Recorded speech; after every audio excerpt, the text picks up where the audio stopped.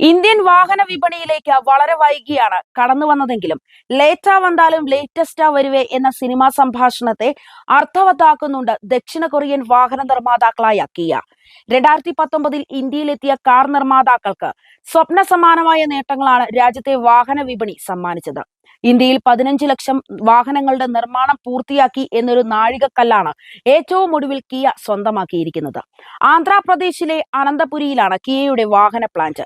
ഈ നിർമ്മാണശാലയിലാണ് Kia Motors തങ്ങളുടെ 15 ലക്ഷം യൂണിറ്റുകളുടെ നിർമ്മാണം പൂർത്തിയാക്കിയത്. കിയയുടെ MPV ആയ കാരൻസിന്റെ നിർമ്മാണത്തിലൂടെയാണ് കമ്പനി ഈ മാന്ത്രിക നമ്പറിൽ എത്തിയത്. കൊറിയൻ വാഹന കമ്പനി ഇന്ത്യയിൽ നിർമ്മിക്കുന്ന കാറുകൾ 90 രാജ്യങ്ങളിലേക്ക് കയറ്റുമതി ചെയ്യുന്നുണ്ട്.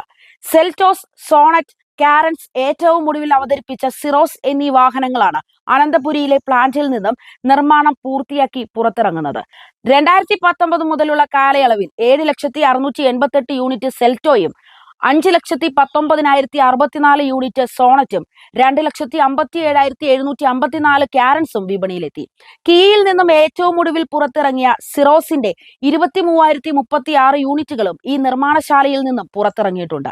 15 ലക്ഷം വാഹനങ്ങളുടെ നിർമ്മാണം പൂർത്തിയാക്കിയപ്പോൾ ഏറ്റവും കുറഞ്ഞ കാലയളവിൽ പ്രാദേശികമായി ഇത്രയും വാഹനങ്ങൾ നിർമ്മിച്ചു എന്ന പേരും കിയയ്ക്ക് സ്വന്തമായി.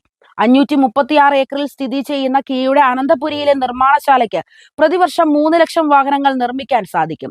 Seltos, Sonet, Carens, Carnival, Syros എന്നിവ കൂടാതെ EV6 എന്ന ഇലക്ട്രിക് SUVയുമായാണ് കിയ മോട്ടോഴ്സ് ഇന്ത്യൻ വിപണിയിലേക്ക് എത്തിച്ചിരിക്കുന്നത്. ഈ നേട്ടം ആഘോഷിക്കുന്നതിന്റെ ഭാഗമായി കാരൻസിന്റെ പുതിയ മോഡൽ മെയ് 8-ന് രാജ്യത്ത് അവതരിപ്പിക്കുമെന്നും കിയ അറിയിച്ചിട്ടുണ്ട്.